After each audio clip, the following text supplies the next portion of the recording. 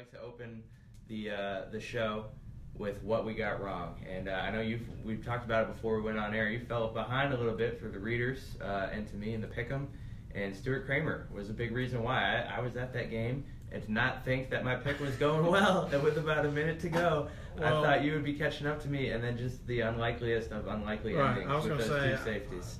I've seen an awful lot of football. You've seen an awful lot of football. History has had a lot of football. I'm going to bet we're in a small minority of two safeties in the last 4 minutes of a game to give somebody a victory, particularly in a playoff circumstance. So, hey, much kudos to Cramer for sticking around and defense battling and fighting. Hey, I thought that was a 50-50 game. It really played out that way, but the historical way that it ended is, I don't know that in the history of football, whatever. I mean, and I don't know how we could look that up. I mean, it's just it'd be tough. Safety is arguably the most unusual of scores in a game, and to have two of them and determine a game with 4 minutes to go in a state playoff game for Cramer's first state playoff run. I mean, I can only imagine the 5-year, the 10-year, the 15-year, the 20-year, however many reunions those Cramer guys have, and they tell that story. I mean, what a great memory to have for your first state playoff game, because it is so unusual, and it speaks to grit and determination. I mean, it's not – obviously Concord had to make mistakes to give them those 4 points, but the fact that Cramer had the opportunity to bottle them up and kept them bottled up in a way that the safeties could happen says an awful lot about their defense. I'll tell you, there were two moments where it seemed like Concord had the game in hand. One was fourth down and goal from the 1 yard line for Stuart Cramer. Mm-hmm. They were trailing at that point 20-17, set up the first safety. Concord stops them on 4th and goal. Tyrese Morris comes up short. Of course, that set up the first safety, as it was Concord taking over from basically their half-yard line. Right. Then the other moment it seemed like it was lost was Stuart Cramer had a 4th and 9 with about 2 minutes left in the game, and they got a false start. Just terrible timing on the false start. It sets up 4th and 14.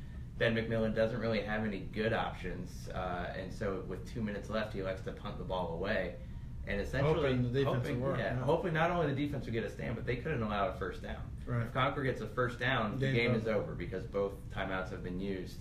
Stuart Cramer gets the stop on 3rd and 6, something like that, and then the safety on the punt. As that punter was backed up in the end zone, it wasn't a great snap, and it was all he could do to fall on the football, and just all heck broke loose. It also speaks to, and you and I hear this all the time, when you go out and talk to these coaches, it's easy to talk about the 1,000-yard rushers, the 1,000-yard passers, the great, wondrous athletic receivers, the great even tackling linebackers. If you struggle in special teams, it can bite you in the worst sort of way. And in the playoffs, it almost magnifies your goodness in that category and your badness in that category, if that happens to be the case. And boy, there's got to be an awful lot of consternation and second guess in Concord community today, but hey, we ain't got to worry about them.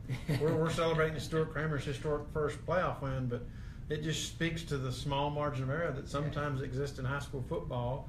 And there's movies written about these kinds of games sometimes. I mean, when you watch the Friday Night Lights or All the Right Moves, I mean, there's plays like that come down to just crazy bounces of a football. And again, even though I missed the pick, couldn't be happier for Cramer. I mean, I know how hard they've worked and how much they've invested in building a program from the ground up, and to win that way. I mean, again, I can only imagine how many years down the road we hear the story of that game. And people, I mean, even I was in the Husk press box, we're like, are you kidding me?